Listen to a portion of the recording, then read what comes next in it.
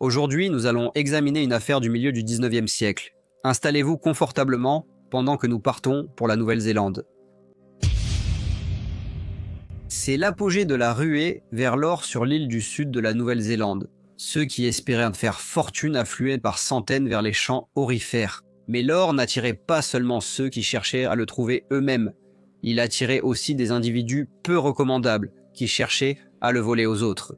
La Nouvelle-Zélande étant proche de l'Australie, longtemps colonie pénitentiaire britannique, il a suffi de peu pour que certains traversent la mer de Tasman pour tenter un gros coup. Richard Burgess est né sous le nom de Richard Hill. Il a grandi en Angleterre et a été arrêté pour vol pour la première fois à l'âge de 16 ans. Les prisons en Angleterre étaient déjà pleines, et les conditions étaient si mauvaises que de nombreux prisonniers mouraient de maladies comme le choléra et la typhoïde. Ainsi, ceux qui étaient condamnés pour une infraction passible de déportation, principalement des délits mineurs comme le vol, étaient envoyés en Australie pour purger leur peine. Et c'est ce qui arriva. Richard est arrivé en Australie en 1847.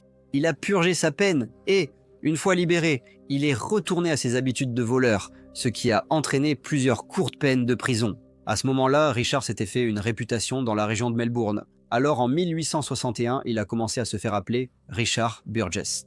Peu de temps après qu'il a entendu parler de la ruée vers l'or en Nouvelle-Zélande, et naturellement, il a pris la mer vers ses terres prospères, arrivant en janvier 1862, comme Richard Burgess, Thomas Kelly est né et a grandi en Angleterre. Dans sa jeunesse, il avait été emprisonné de nombreuses fois, principalement pour des délits mineurs comme le vol, mais après une condamnation plus grave pour cambriolage, lui aussi a été déporté en Australie pour purger sa peine. C'est ici, en prison, que Thomas Kelly a rencontré Richard Burgess. Lorsqu'il a terminé sa peine et ayant entendu parler de la ruée vers l'or, lui aussi est parti pour la Nouvelle-Zélande. Il est arrivé presque en même temps que Richard et ils se sont vite retrouvés. Ensemble, ils se sont entendus pour prendre la voie facile plutôt que de devenir chercheurs d'or, celle qu'ils connaissaient le mieux. Ils sont devenus connus comme des voleurs violents, tendant des embuscades aux chercheurs d'or qui allaient vendre l'or qu'ils avaient trouvé. Mais Richard et Thomas n'étaient pas très malins pour échapper à la justice. Et bien sûr, moins d'un an après leur arrivée en Nouvelle-Zélande, ils ont de nouveau été arrêtés, cette fois pour leur implication dans un vol dans les champs aurifères d'Ortego. À leur grand désarroi, ils ont été condamnés à 3 ans et demi de travaux forcés. Peu de temps après leur incarcération, Richard Burgess a tenté de s'évader avec un autre détenu dont il était devenu ami, nommé Henry Garrett. L'histoire de Henry Garrett était similaire à celle de Richard Burgess et Thomas Kelly. Ayant grandi en Angleterre, il s'est rapidement tourné vers le crime. Il a d'abord été envoyé dans une colonie pénitentiaire sur l'île Norfolk et, lorsque celle-ci a été fermée, il a été renvoyé en Angleterre. Mais loin de ralentir, sa criminalité s'est rapidement intensifiée. Et il ne fallut pas longtemps avant qu'il ne soit de nouveau condamné et déporté, cette fois sur le continent australien. Après sa libération, lui aussi a cédé à l'attrait des régions aurifères et a fini par se rendre en Nouvelle-Zélande. Il ne lui a pas fallu longtemps pour fonder le gang Garrett, qui est rapidement devenu célèbre comme des bandits de grand chemin notoires. En fait, c'est le gang Garrett qui a poussé la police à annoncer que les prospecteurs ne devraient jamais voyager sans un petit pistolet sur eux, au cas où ils tomberaient sur une embuscade sur la route. Pendant son séjour en prison, Henry Garrett a fourni des informations détaillées à Richard Burgess et Thomas Kelly sur la meilleure façon de profiter de l'occasion pour voler les voyageurs chargés d'or. Burgess et Kelly ont ensuite passé le reste de leur peine à comploter et à élaborer des plans pour mettre ces idées à exécution une fois libérés. Ils ont tous deux été libérés en septembre 1865 et ont assuré à la police qu'ils étaient des hommes changés et qu'ils deviendraient des chercheurs d'or légitimes. Ils ont pris une concession minière près de Hokotika, sur la côte ouest de l'île du Sud. De l'extérieur, tout semblait légitime. Burgess avait une petite amie qui est rapidement tombée enceinte de lui, et les hommes semblèrent s'être installés. Mais leur plan, inspiré par Henry Garrett et son gang, allait bientôt passer à l'action. Thomas Kelly a commencé à utiliser le pseudonyme de Thomas Noon et un autre criminel était sur le point de rejoindre le duo. Il s'appelait William Levy et les hommes l'avaient connu lors de leur tentative de prospection d'or. William avait séjourné en Australie à la même période que Burgess et Kelly, même s'il se disait homme d'affaires légitime. Il disait aux gens qu'il était acheteur d'or, mais il utilisait principalement sa position pour informer les criminels des cibles potentielles de vol et pour écouler des biens volés. Lui aussi avait suivi la ruée vers l'or en Nouvelle-Zélande et, après avoir rencontré Burgess et Kelly, Il les aidait rapidement à identifier des cibles pour leur vol. En avril 1866, le dernier membre de ce qui allait bientôt devenir le gang Burgess a rejoint les hommes. Il s'appelait Joseph Sullivan, et c'était un autre criminel qui avait été déporté d'Angleterre en Australie pour vol.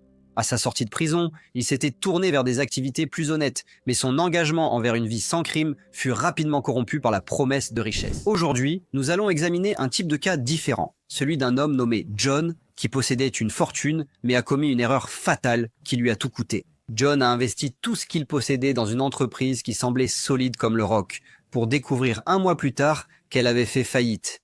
Il a tout perdu, et ce n'est pas surprenant, car des études montrent que 66% des investisseurs admettent avoir pris au moins une décision d'investissement qu'ils regrettent. S'il avait eu une plateforme comme Mintos, je suis sûr que son histoire aurait été différente.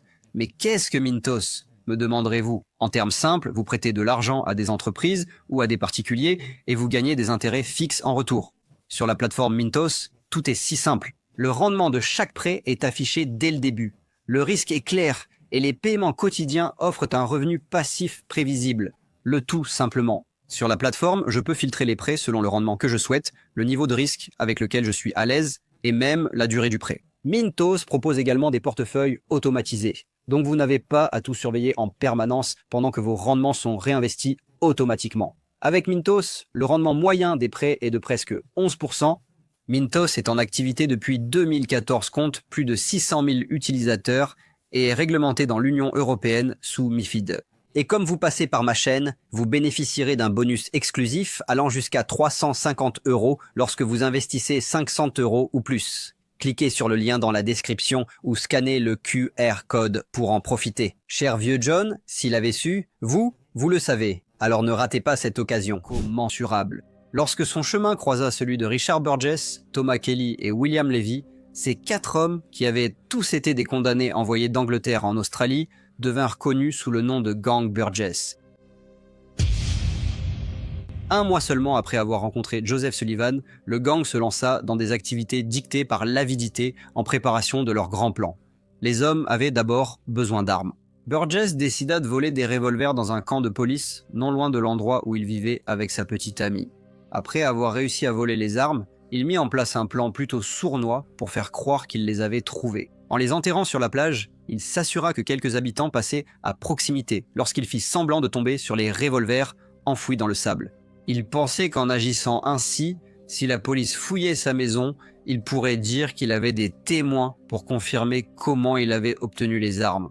Bien sûr, la police a rendu visite à Richard Burgess, mais après son arrestation, ils ont été obligés de le relâcher. Ils l'ont fait, mais en l'avertissant, quittez la ville ou nous reviendrons frapper à votre porte. Burgess, Kelly et Sullivan sont montés vers Greymouth pendant que William Levy a voyagé en bateau. À ce stade, les 4 hommes avaient une réputation et voyager ensemble attirait plus d'attention qu'ils ne le voulaient. Leur plan était de se retrouver à Greymouth et de voler un acheteur d'or nommé Monsieur Edward Fox. Quand ils ont su qu'un inspecteur de police qui les connaissait était à Greymouth, ils ont choisi de traverser la rivière Grey vers Cobden. Le 28 mai, ils ont attaqué et assassiné un gentleman nommé Monsieur George Dobson. C'était un arpenteur qu'ils avaient, d'une manière ou d'une autre, pris pour Edward Fox. Finalement, ils ont abandonné la poursuite de Monsieur Fox et ont continué vers le nord jusqu'à Westport, où ils prévoyèrent de cambrioler la banque de la ville, mais à leur grande déception, lorsqu'ils sont arrivés, ils ont découvert que la banque avait été fermée. Comme on ne trouvait plus d'or dans la région, la banque n'était plus nécessaire. Découragés mais déterminés, les 4 hommes ont ajusté leur plan et se sont rendus à Nelson en bateau. Nelson se trouve au sommet de l'île du Sud, non loin du principal port maritime de Picton, qui servait de liaison entre les îles du Nord et du Sud.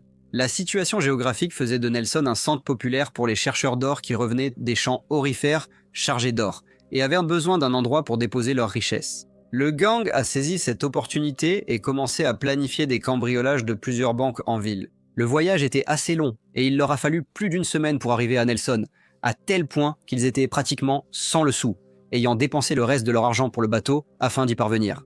Nous étions maintenant le 6 juin et les hommes commencèrent à surveiller les banques afin de mettre leur braquage à exécution. Mais la présence policière dans la région était bien trop importante et ils se rendirent vite compte que le risque était trop grand. Mieux valait passer à autre chose et trouver une cible plus facile. Ils se mirent en route vers Picton, un trajet de 70 miles qui les ferait passer par le champ aurifère de Wakamarina. Après accord avec le propriétaire, ils dormirent dans un magasin désaffecté sur le chemin. William Levy, avec son expérience à trouver des cibles fortunées, se mit à chercher une nouvelle cible pour le gang. Le 12 juin, il visita Deep Creek, qui se trouve près du gisement d'or de Wakamarina. Par divers moyens, il apprit l'existence d'un groupe de prospecteurs qui allait bientôt voyager vers Westport en transportant de l'argent et de l'or. Il informa alors les autres de ces nouvelles informations et des plans qui furent élaborés pour tendre une embuscade aux voyageurs dans une section rurale d'un sentier appelé la piste de Mangutapu. Aux premières heures du 12 juin, le gang partit en prévoyant de s'installer près du sentier à un endroit d'où ils pourraient voir les voyageurs approcher. En chemin, ils croisèrent un autre voyageur nommé James Battle qui voyageait seul. Inquiets à l'idée d'avoir un témoin potentiel, ils prirent la décision de le tuer. Ils attaquèrent et étranglèrent le pauvre homme sans défense, puis l'enterrèrent dans une tombe peu profonde. Ils volèrent les 3 livres qu'il avait sur lui et continuèrent leur route. Ils campèrent pour la nuit et, le lendemain matin, prirent position le long du sentier de Mangatapu en attendant l'arrivée de leur victime. À 13 h le 12 juin, les 4 hommes arrivèrent. Leurs noms étaient Felix Matthew, James Dudley, John Kempthorne et James de Pontus. Un par un, ils furent attaqués par le gang et tués de la manière la plus cruelle. L'un fut étranglé, 2 furent abattus et le dernier fut à la fois abattu et poignardé. Les chevaux transportant des marchandises furent aussi tués. 3 des hommes furent laissés en tas ensemble, tandis que James de Pontus fut emmené un peu plus loin et enterré séparément, afin que, lors de l'enquête sur le crime, il semble qu'il ait commis les meurtres et se soit enfui avec le butin. La bande de Burgess découvrit que les hommes et les chevaux transportaient de l'argent liquide et de l'or d'une valeur de 320. Ils retournèrent ensuite à Nelson et commencèrent à vendre leur butin.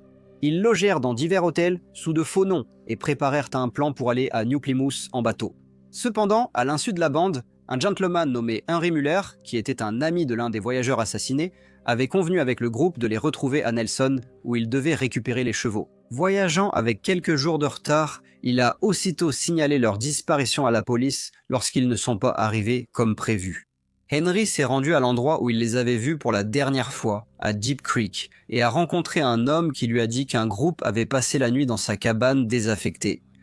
L'homme, nommé George Jarvis, se souvenait bien du groupe à cause de leur comportement suspect. En particulier, il se souvenait de William Levy, qui, à l'insu de M. George Jarvis, avait parlé avec de nombreuses personnes dans la petite ville, alors qu'il cherchait une cible pour le gang à dévaliser.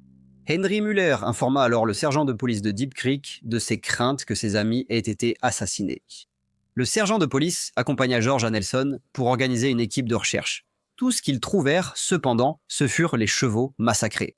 William Levy fut identifié à Nelson et placé en garde à vue. Peu de temps après, ses compagnons Richard Burgess, Joseph Sullivan et Thomas Kelly furent également arrêtés. Cependant, la police n'avait pas retrouvé les corps des disparus, donc toutes les preuves contre le gang étaient circonstancielles. Cependant, la police était sur le point d'utiliser quelques nouvelles astuces de son cru. Ils ont accroché une affiche devant les cellules des 4 hommes, annonçant une récompense de 200 livres et une grâce de la reine. Pour obtenir des informations sur le crime, ils ont séparé les hommes afin qu'ils ne puissent pas en discuter entre eux. Assez rapidement, le plan a porté ses fruits lorsque Joseph Sullivan a décidé de parler. Il a affirmé qu'il n'était que le guetteur lors des crimes et que les autres étaient les meurtriers sans pitié. Non seulement il a décrit les meurtres des 4 voyageurs, mais il a aussi mené la police jusqu'à l'endroit où se trouvaient les corps. Il est même allé jusqu'à informer le sergent des nombreux autres crimes que le gang avait commis au cours des mois précédents, tout en minimisant son propre rôle dans chacun d'eux. La nouvelle des meurtres avait captivé le public, la Nouvelle-Zélande ayant jusque-là été épargnée par de tels crimes. La pression pesait sur la police, qui était très désireuse d'engager des poursuites contre le gang. Sullivan a désigné Burgess comme le meneur et l'instigateur des différents délits.